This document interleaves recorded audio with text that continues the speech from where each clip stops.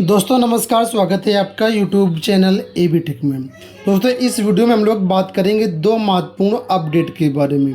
नवोदय विद्यालय समिति और साथ ही साथ केंद्रीय विद्यालय शिक्षक भर्ती की तरफ से दो महत्वपूर्ण नोटिस निकल के आ रही हैं। बहुत ही महत्वपूर्ण नोटिस हैं जो हम इस वीडियो में देखने जा रहे हैं। आप लोग वीडियो को लाइक और शेयर ज़रूर कर दीजिए। सबसे पहले यहाँ पर हम लोग देख लेते हैं नवोदय विद्यालय समिति की तरफ से जो नोटिस निकल के आ रही है। आप लोग जानते होंगे कि अभी तक क्या होता था यहाँ पर कि जो भी छात्र नवोदय विद्यालय में ज्वाइन कर लेता था, यानी एक तरीके से कहें वो शिक्षक भर्ती में चयनित हो जाता था, उसके बाद अलग अलग स्टेट से या अलग अलग भर्ती बोर्ड की जो भी भर्तियां आती थी वहां पर भी वो अप्लाई करता था, और अगर दूसरे किसी बोर्ड में उसका चयन हो जाता तो नवोदय विद्यालय से वो इस्तीफ़ा दे करके दूसरे भर्ती बोर्ड में जा कर के वहाँ पर ज्वाइन कर लेता था। ये सारी चीज़ें थीं। ऐसे में नवोदय विद्यालय के सामने बहुत सारी समस्याएं आई।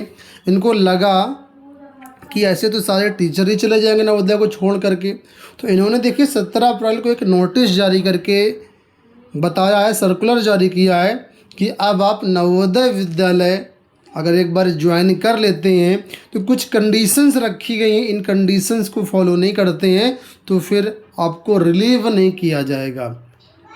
क्या नोटिस है देखिए, यहाँ पर बताया गया है the matter regarding forwarding of application, issuance of no objection certificate of teaching and non-teaching staff or NVS for outside employment on direct recruitment basis has been reviewed and it has been decided that henceforth the application of employees who have completed 5 years of regular service in NVS will only be forwarded for outside employment and no objection certificate may be issued by the respective appointing authorities। यानी यहाँ पर ये साफ कर दिया गया है, अगर आप नवोदय विद्यालय में टीचिंग पोस्ट में है या नॉन टीचिंग पोस्ट में कार्यरत हैं और आप यहाँ पर NOC के लिए अगर आप आवेदन करते हैं या यहाँ पर रेजिग्नेशन देना चाहते हैं आप, तो इस केस में जो है आपको जो है ना तो NOC मिलेगी ना ही आप रिजाइन दे पाएंगे यहाँ पर, क्योंकि देखिए कोई पर्सनल कारण होगा तो वहाँ पर मिल सकता है, लेकिन अगर आप नवोदय को छोड़ करके किसी भर्ती बोर्ड में जा रहे हैं उस केस में यहाँ पर साफ मना कर दिया गया है कि अगर आप NVS को छोड़ करके कहीं भी आउटसाइड जा रहे हैं, देखो यहाँ पर साफ तौर पर बताया गया है, साफ तौर पर लिखा है NVS for outside employment on direct recruitment, है ना। यही नवोदय को छोड़ करके किसी दूसरे विद्यालय में तो किसी दूसरे संस्था में जा करके आप नौकरी करना चाहते हैं तो अगर आपकी सर्विस रेगुलर सर्विस 5 साल से कम है उस केस में आपको NOC सर्टिफिकेट नहीं मिलेगा, ठीक है। This circular is issued in supersession of all the circulars issued till date by NVS in this record. यानी अगर कोई ऐसा सर्कुलर NVS की तरफ से पहले जारी किया गया था जिसमें NOC का प्रावधान था 5 साल से कम पर, तो वो सारी चीज़ें इस सर्कुलर के जारी होने के बाद एक तरीके से रद्द हो गई, निरस्त कर दी गई हैं। यही सर्कुलर माना जाएगा।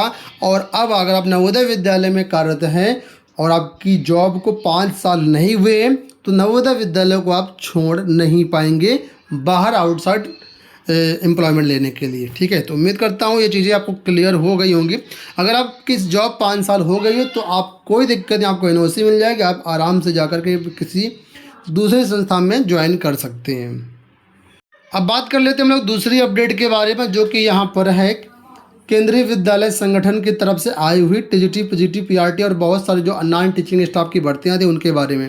देखिए 18 अप्रैल की नोटिस है जिसमें बताया गया है कि अब जो आपका रिजल्ट है वो कैसे जारी होगा।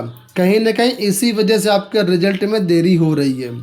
तो यहाँ पर ये बताया गया है, देखिए the recruitment agency that is CBSE new Delhi who conducted the KVS recruitment examination had decided to normalize the scores of candidates for the examination which are conducted in multi-shift to take into account any variation in the difficulties levels of the question papers across different shift for the post of PRT, junior secretariat assistant and librarian held in multiple shift.